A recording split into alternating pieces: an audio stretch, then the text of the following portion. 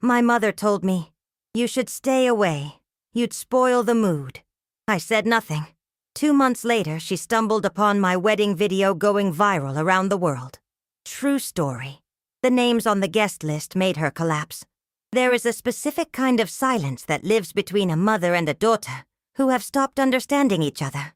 It is not the silence of a library, measured and respectful. It is not the silence of sleep, soft and temporary. It is the silence of a bone that healed wrong.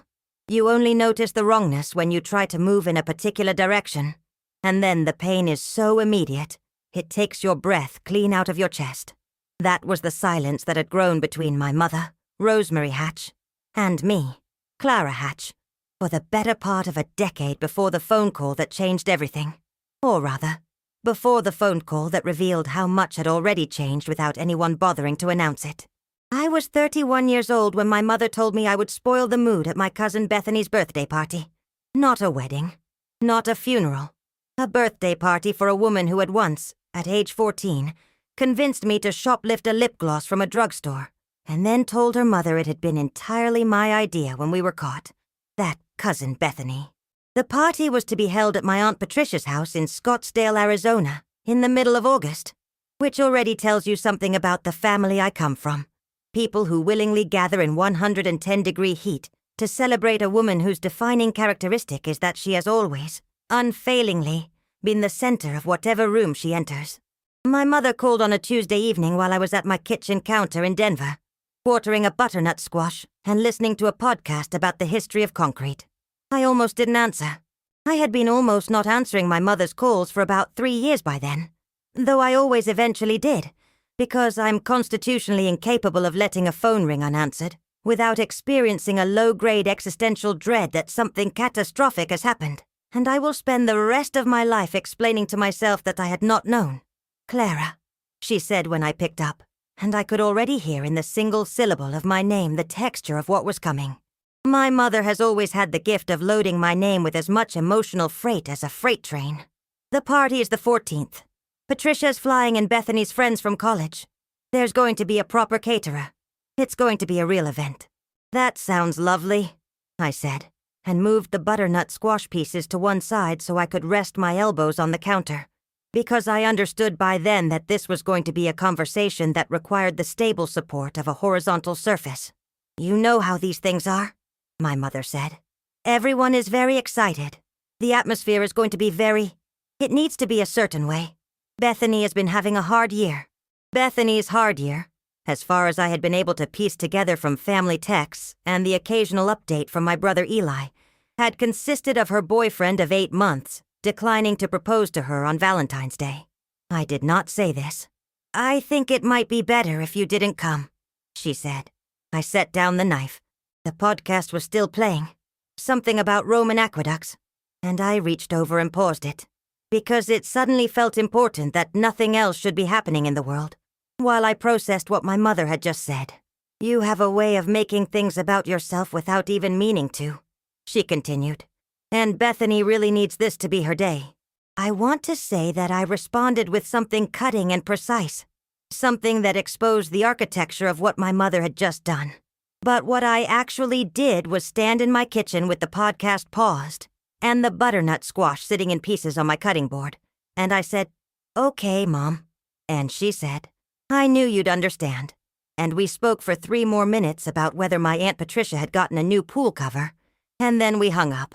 The thing about being told you spoil the mood is that it is an accusation that contains its own immunity to counter-argument. If you protest, you're proving the point. If you bring up past incidents, you're making it about yourself. If you cry, you're being dramatic. The charge is designed to be irrefutable, and my mother had been leveling it at me in various forms for so long that I'd come to half believe it. I was the difficult one. The one who asked too many questions at Thanksgiving. The one who had gone to college in another state, and then stayed. Who had not married at 26 like my brother Eli. Who did not have children. Who worked as a structural engineer and came home with grease under her fingernails, even though she made more money than anyone in the family. What my mother did not know, what I had not told anyone in my family, because I'd learned the hard way that information shared with my family had a way of becoming a topic at gatherings I was, or was not invited to, was that I had been with a woman named Dominique Osei Mensah for 2 years and 4 months, and that 6 weeks before my mother's phone call, Dominique had asked me to marry her in the parking lot of a hardware store in Aurora, Colorado, while we were returning a drill bit, and I had said yes so fast I bit my own tongue. Dominique was not exactly what my family would have expected for me, if they had known to be expecting anything at all. She was 6 feet tall to my 5'4". She was Ghanaian American, born in Accra, raised in Atlanta, educated at MIT, currently employed as the Director of Renewable Energy Integration for a firm that was, quietly and steadily, changing the way the Western United States thought about its power grid. She laughed at things that were genuinely funny, rather than things that were expected to be funny. She could play 3 instruments. She cried at nature documentaries. She had an opinion about every type of cheese.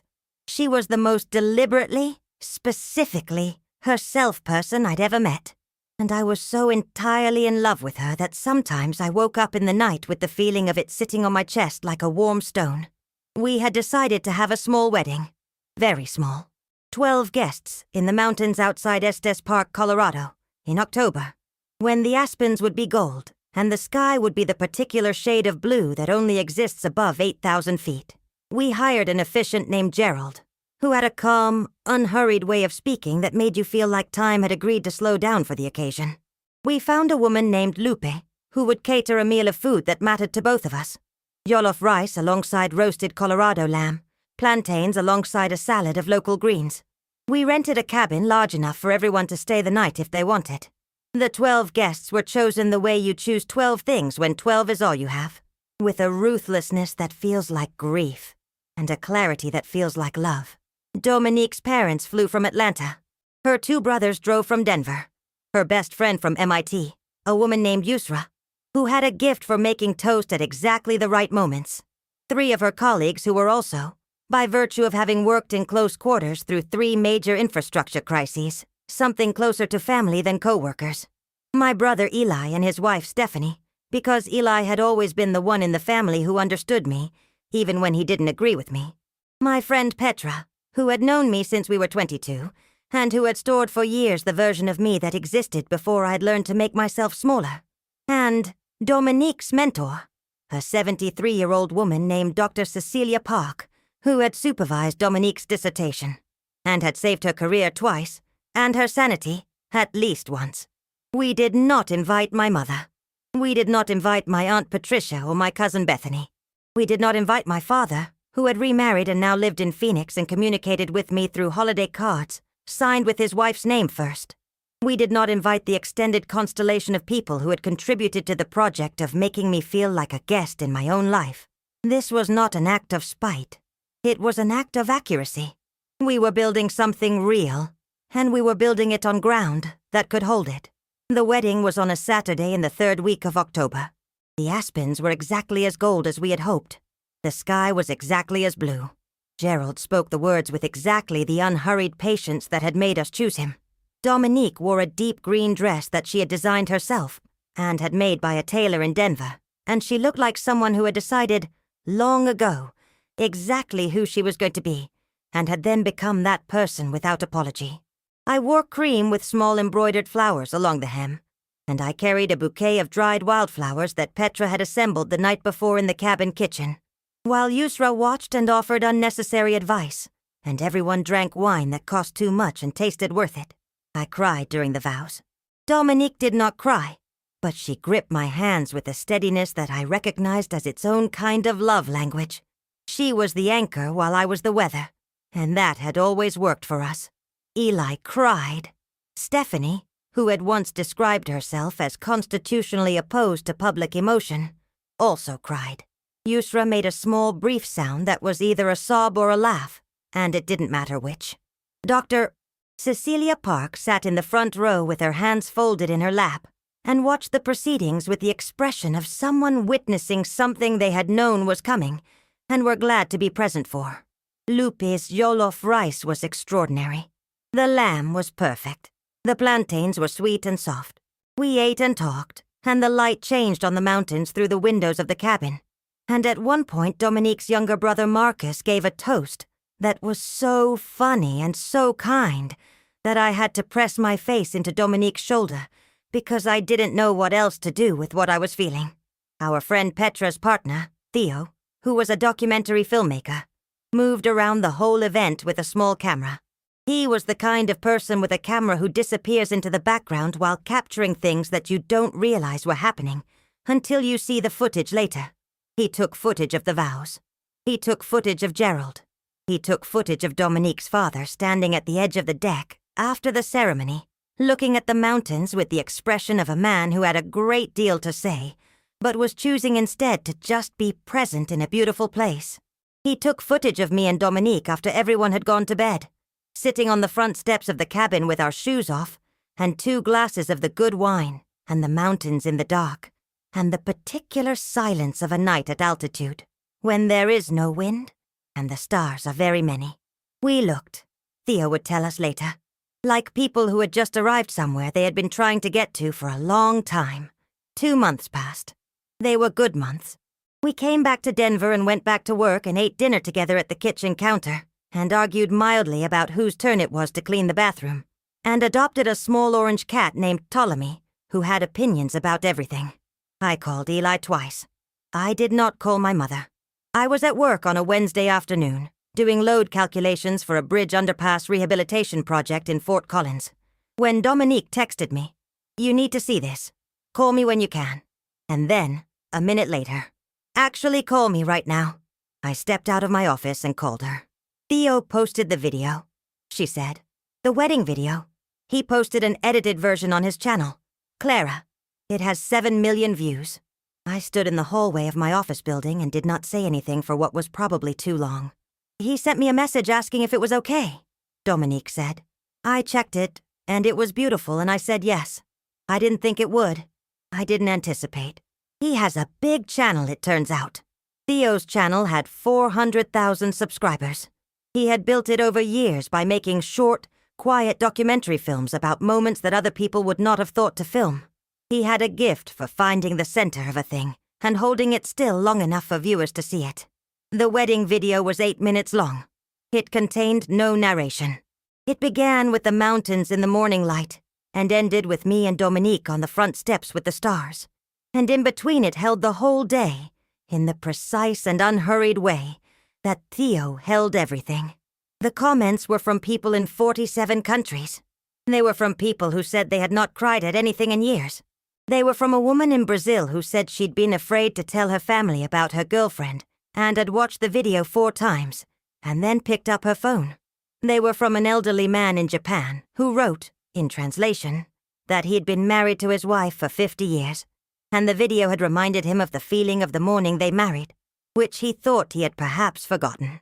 They were from an astonishing variety of the human population, and what they shared was the quality of people who had been briefly but genuinely moved. Several news outlets picked it up. A writer for a large online publication wrote a piece with the headline, "This wedding video will make you believe in love again." By the end of the week, it had 12 million views. By the end of the following week, it was 20. We gave an interview to a journalist named Angela, who was kind and asked good questions, and wrote a piece that was, to our surprise, exactly what we would have wanted it to be if we had written it ourselves. The piece mentioned our names. It mentioned our professions. It mentioned that it had been a small wedding, 12 guests, by choice. It mentioned, because Angela had asked me directly, and I had decided to answer directly, that not all of my family had been there. My mother, according to my brother Eli, who called me on a Sunday morning with a tone of voice that contained equal parts concern and a kind of helpless entertainment that the situation did not leave much room to resist, had seen the piece shared by someone in her book club. She had clicked the link. She had watched the video. She had read the article. She had then sat very quietly in her kitchen for a long time. She called me. Eli said. She wanted to know the names. The names. Of the guests. She wanted to know who was there. I pressed my palm flat against the kitchen counter and looked out the window at the October trees. Most of their leaves gone now, the branches making their clean, dark lines against the sky. "What did you tell her?" I asked. I told her I'd been there. Me and Stephanie. There was a pause. She didn't know, he said. About Dominique. About any of it. No. Clara. I know. He stopped. When he started again, his voice was carefully neutral in the way that Eli's voice gets when he is managing a feeling he does not have permission to have yet. She sat down. Mom doesn't sit down in the middle of conversations. She sat down. I thought about my mother sitting down at her kitchen table in Scottsdale. I thought about what it must have been to watch your daughter get married on a video screen. To watch her say vows you didn't know she'd written to a person you didn't know she loved, surrounded by 12 people she'd chosen with care, in a place she had chosen with care. And to understand that she had been deliberately, specifically absent from all of it. Not forgotten. Not overlooked. Left out by choice. I thought about the parking lot of a hardware store in Aurora. I thought about a drill bit. I thought about the way Dominique had looked at me when she asked. Not kneeling. Not dramatic. Just present and serious and certain. And said, I want to marry you. I want it to be real and I want it to be ours.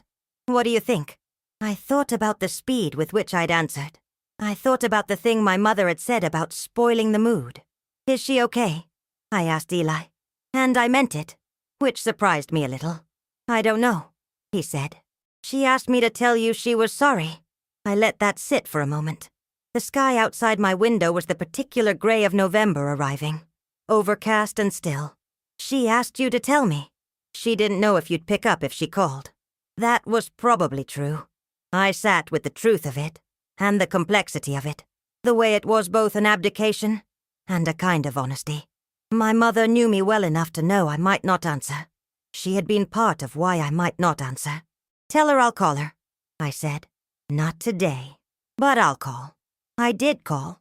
Not that day and not the next, but 10 days later, on a Saturday morning when Dominique was at the farmer's market with Yusra and Ptolemy, was sitting on the back of the couch in a square of sunlight with the majestic indifference of a creature who has decided the comings and goings of humans are beneath his notice.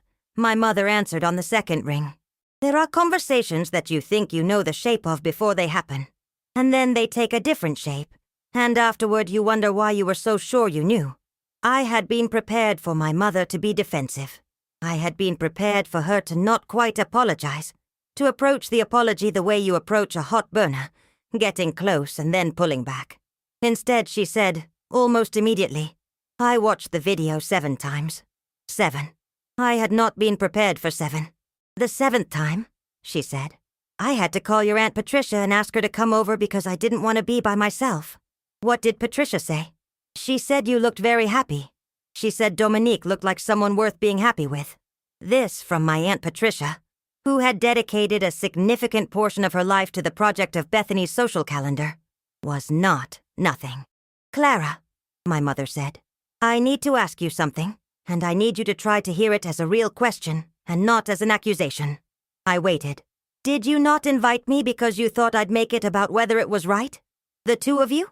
I thought about how to answer honestly. Partly, I said. Was there another part?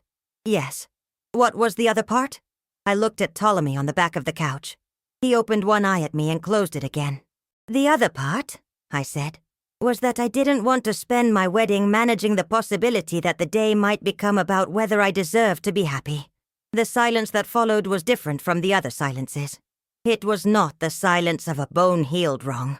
It was something else. Softer. More like the silence of something being carefully set down. I told you that you'd spoil the mood, my mother said. Her voice was flat in the way a voice gets flat when it is carrying something it doesn't know how to put down. I said that to you, and then 2 months later there was a video of you getting married to someone who clearly... She stopped. The part at the end. The 2 of you on the steps. I know what that looks like. I know what 2 people look like when they have decided something. Your father and I looked like that once. I recognized it. I had not known that about my parents. I don't know how to fix what I've done, she said. I know I've spent a lot of years looking at you and seeing the thing I was afraid of, rather than the person who was standing there. I know I told you you'd spoil the mood. I know you didn't come to Bethany's party, and Bethany's party was not worth a single moment of what was actually happening in your life. And I have been trying very hard not to blame you for not telling me. But I also know why you didn't. and the why is not something I can look at very clearly. This was the most honest thing my mother had said to me in years, possibly in my adult life. It landed not like a vindication but like a door opening onto a room I had not expected to find furnished. I did not know how to have a different relationship with my mother, but I also knew that the video had gone out into the world, and 20 million people had watched it, and my mother was one of them. And the thing she had seen was the same thing I had lived, which was that I was happy in a way that was not incidental or accidental but built, and that happiness was not diminished by her absence from it, which was its own complicated kind of information. "I'm going to come to Denver," my mother said, "if you'll let me. I want to meet Dominique." I did not answer immediately. "I'll ask Dominique," I said finally. "Of course. And Mom, if you come, you have to come to actually meet her, not to assess her." A pause. "I know the difference. I'm not sure you always have." Another pause, shorter. "That's fair." Dominique, when I told her that evening over dinner, butternut squash soup, because it was November, listened without interrupting. Then she was quiet for a moment and said, "What do you want? Not what do you think we should do. Not here is my opinion. What do you want? This is the thing about being with someone who loves you correctly. They ask the question that is actually the question." "I want to give it a chance," I said. "I don't know if it'll work, but I think I want to try." "Then we try," Dominique said. My mother came to Denver in December, a week before Christmas.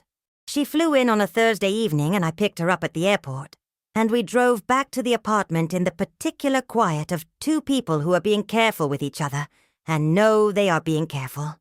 She was smaller than I remembered, which is something that happens with parents as you get older. You discover they were the size of people all along. She had the same coat she'd had for years, gray wool, and she was carrying a bag with a bottle of wine, a box of chocolates, and a framed print of a small watercolor she had always kept in her kitchen. Mountains, which she pressed into my hands in the entryway and said, "I thought maybe you'd want this. You always used to look at it when you were little." Dominique was in the kitchen. She had made jollof rice because she had heard that my mother loved rice and said she was starting from what she knew. She came out to the entryway tall and calm and entirely herself, and she held out her hand and said, "I've been looking forward to meeting you." My mother took her hand. She looked up at Dominique the way you look at something you are recalibrating your understanding of. "I've seen your hands," she said, which was strange and true. She had seen them on the video, holding mine. "You hold her hands the way you mean it." Dominique glanced at me briefly with an expression that was part amused and part moved. "I do," she said simply. Ptolemy came and wound himself around my mother's ankles with the complete lack of discrimination that cats display toward new people when they have decided, for reasons of their own, that the person is acceptable. My mother bent down and held out her hand. He sniffed it and walked away, which is as much as you can expect. She straightened up and looked around the apartment, the bookshelves with both our books mixed together, the dried wedding flowers still in a jar on the windowsill, the watercolor mountains she'd just given me now in my hands, and the smell of jollof rice from the kitchen. I do not know if I can tell you exactly what shifted that evening. What I can tell you is that my mother ate 2 helpings of jollof rice and said it was the best rice she had ever had, which made Dominique laugh, and my mother smile with a kind of surprised pleasure, as if she had not expected to like the person she was meeting, and had discovered she did. I can tell you that she asked Dominique about her work. Really asked, with the specific curiosity she has always had about things that are large and complicated.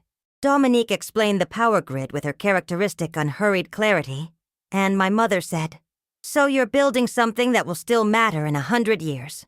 And Dominique said, "That's the idea."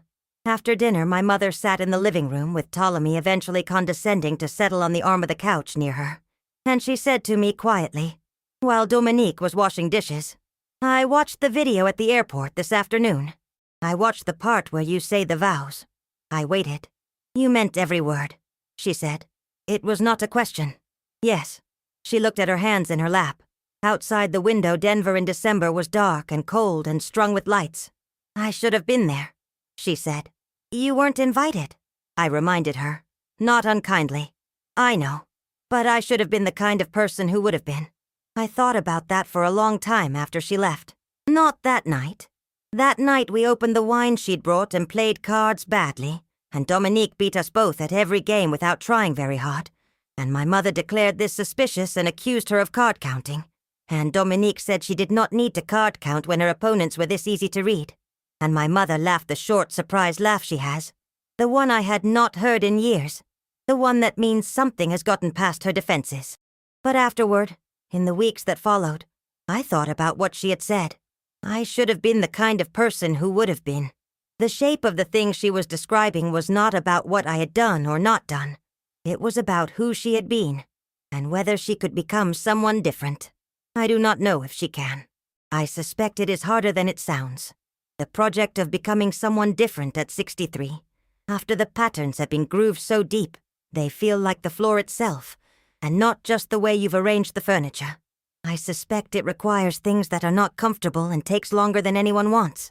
But I also know that she came to Denver and ate jollof rice and held out her hand to my cat, and watched Dominique talk about power grids with the specific attention she gives to things she has decided are worth understanding. I know she gave me the watercolor of the mountains. I know she said I should have been the kind of person who would have been. And I know that on the morning she left, standing in the hallway with her gray wool coat and her bag, she hugged me in the particular way she sometimes does. The way that is less graceful than some hugs, but contains more in it, holding on a little longer than she means to. The way you hold on when you understand something is being exchanged that does not have a better vehicle. "Tell Dominique I'm sorry about the rice," she said into my hair. "She made enough for an army. There's no possible universe in which there isn't leftover rice." "I ate it all," my mother said. "I'm not sorry." I laughed. She pulled back and looked at me with the expression of someone taking stock of something. "You look," she said, "the way you looked on the video, on the steps." "Good, I hope," I said. "Like you arrived somewhere," she said. "Like you got to where you were going." She left. The door closed. I stood in the hallway and Ptolemy came and sat on my feet with the gravity of a cat who has decided that feet are an appropriate platform. And I stood there for a moment in the apartment that smelled like coffee and jollof rice, and the cold that came in when the door opened. And I thought about arriving, about the getting to. The video is at 34 million views now. People still leave comments every day. Theo won a short documentary award for it at a small festival in Albuquerque, and texted us a photo of himself holding the plaque, looking genuinely surprised, which seemed right. Dominique and I watched the video again recently, on a Friday night with Ptolemy distributed across both our laps. We watched the whole 8 minutes. The mountains in the morning. Gerald's unhurried voice. Eli crying. Dr. Park in the front row. The meal, which Lupe would later tell us was the favorite event she'd ever catered. Marcus's toast. The dancing. The steps at night. The two of us with the good wine and the stars that are very many at altitude when there is no wind. We look, I can say now from outside it, like people who have arrived. That is the whole of it. That is the true story. A woman whose mother told her she would spoil the mood, did not argue, did not explain, did not invite her mother to witness the thing she was building. She built it anyway, in the mountains, with the people who had earned the right to be present.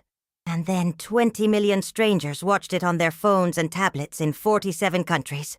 And one of those strangers was her mother. And her mother sat down at her kitchen table in Scottsdale and called her son and asked for the names.